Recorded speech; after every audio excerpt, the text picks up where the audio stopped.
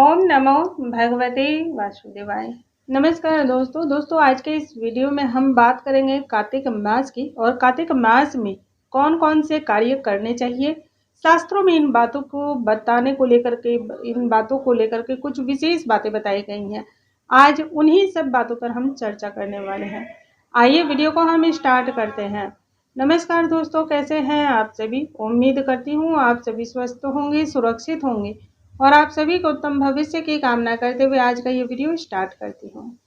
दोस्तों, कार्तिक मास के बारे में कहा जाता है, भगवान श्री हरि ने स्वयं ही कहा है, जो भी व्यक्ति कार्तिक मास में मेरी आराधना करता है, मेरी पूजा पाठ करता है, मेरी भक्ति करता है, जागरण कीर्तन करता है मेरे नाम का, उस व्यक्ति के जीवन में किसी भी प्रकार की कोई तकलीफ मैं नहीं आने देता। मैं स्वयं उस व्यक्ति की रक्षा करता हूँ, हमेशा उस व्यक्ति के साथ रहता हूँ। जो स्त्रियां कार्तिक मास में दीप दान करती हैं, वह स्त्रियां आंतरिक और बाह्यिक दोनों ही रूप से सुंदर हो जाती हैं, सुशील होती हैं, गुणवती होती हैं और उसे सुयोग्य वर की प्राप्ति होती है। इस जन्म के साथ ही आने वाले कई जन्मों तक उसे पुण्य की प्राप्ति होती है और वह जन्म मरण के इस चक्रव्यूह से भी बाहर निकल आती हैं। ऐसे में कार्तिक मास के नियमों का पालन करना अनिवार्य हो जाता है और आप सभी को इन नियमों का पालन भी करना चाहिए। आज के वीडियो में मैं बात करने वाली हूँ और जितनी भी बात मैं बताने वाली हूँ वह सभी सब प्रमाण बताने वाली हूँ और सभी चीजें भगवान श्री नारायण ने, भगवान श्री कृष्ण ने स्वयं अपनी पत्नी सत्यभामा से बताया था कि जो भी मृत्यु लोक पर, जो भी भूलोक पर रहने वाले प्राणी हैं, यदि इन नियमों का पालन करते हैं तो वह जन्म मरण के चक्कर से बाहर आ जाते हैं, मोक्ष की प्राप्ति होती है, ताउम्र सुख और संपत्ति की प्राप्ति होती है, धन धान्य की प्राप्ति होती है, जीवन में एक सुखी संतान की प्राप्ति होती है, कुल के नाम को रोशन करने वाले संतान की प्राप्ति होती है। इसलिए इन कार्यों को करना बिल्कुल ना भूलें। आइए वीडियो को हम स्टार्ट करते हैं। उससे पहले दोस्तों, चैनल पे पहली बार आए हो तो चैनल को लाइक शेयर सब्सक्राइब कर लें और नोटिफिकेशन बेल को जरूर प्रेस करें ताकि हमारे जितने भी वीडियोज आएंगे उनकी नोटिफिकेशन आप तक पहुंच पाएंगे। उसके अलावा एक बात और भी आपसे करनी बहुत ही खास है। पूरे कार्तिक मास, जो कि बहुत लोग नियम 28 तारीख से ही शरद पूर्णिमा के दिन से लेते हैं और बहुत लोग जो है ना 29 अक्टूबर से लेते हैं।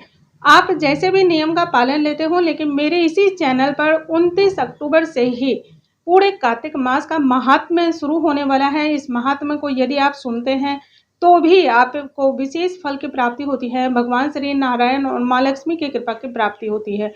इसलिए कार्तिक मास के महात्म्य को अवश्य सुने और उसका लाभ, उसके पुण्य को जरूर प्राप्त करें। आइए वीडियो को हम आगे बढ़ाते हैं। यूँ तो कार्तिक मास में बहुत सारे ऐसे नियम हैं जिनका पालन करना चाहिए और प्रत्येक मनुष्य को करना चाहिए, लेकिन जिंदगी की इस भागम दौड़ में और समय के अभाव की वजह से हम सभी नियमों का पालन नहीं कर पाते हैं या संपूर्ण नियमों का पालन हमसे नहीं हो पाता है।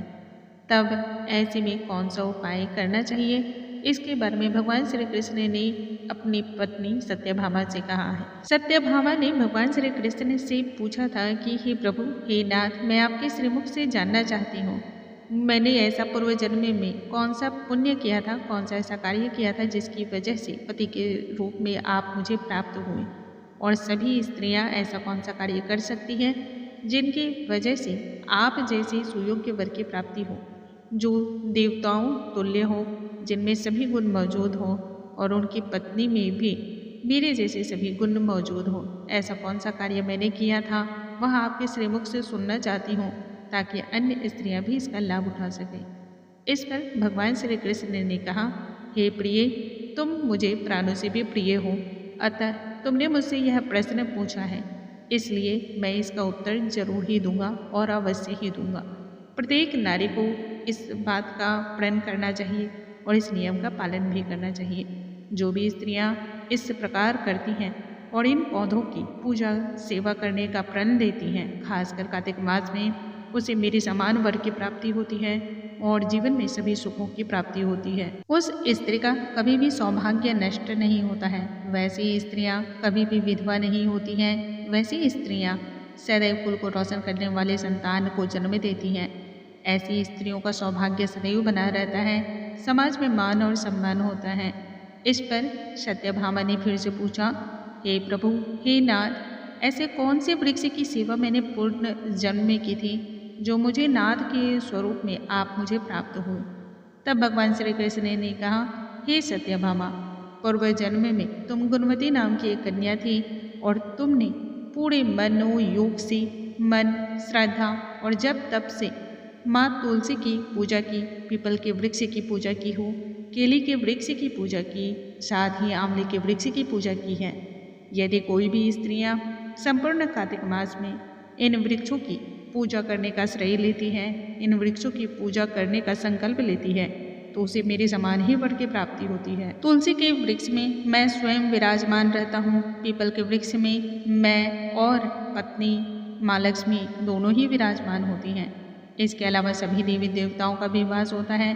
केले के वृक्ष में मैं स्वयं विराजमान होता हूँ और आंवले के वृक्ष में मेरी विशेष तौर पर आराधना होती है। जो भी व्यक्ति, जो भी स्त्रियाँ इन नियमों का पालन करती हैं, कार्तिक मास में सिर्फ इस 4 पौधे की पूजा कर लेती हैं, वह किसी अन्य कार्य को नहीं भी कर पाती है, फिर भी उसे सभी प्रकार के सुख की प्राप्ति होती है।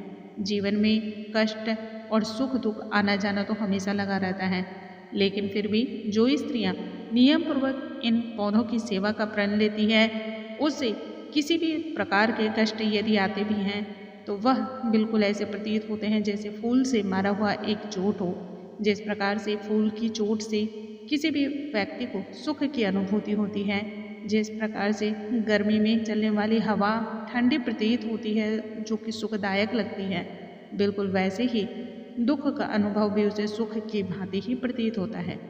इसलिए कार्तिक मास के दौरान इन 4 पौधे की पूजा करने से ही मेरे सभी प्रकार के पुण्य, मेरे द्वारा सभी प्रकार के उसे सुख की प्राप्ति होती है। उम्मीद है दोस्तों आज का ये वीडियो आप सभी को पसंद आया होगा।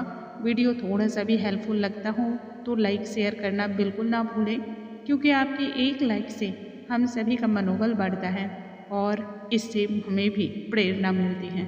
अगली वीडियो में नई जानकारी के साथ हम फिर से मिलेंगे, तब तक के लिए नमस्कार दोस्तों।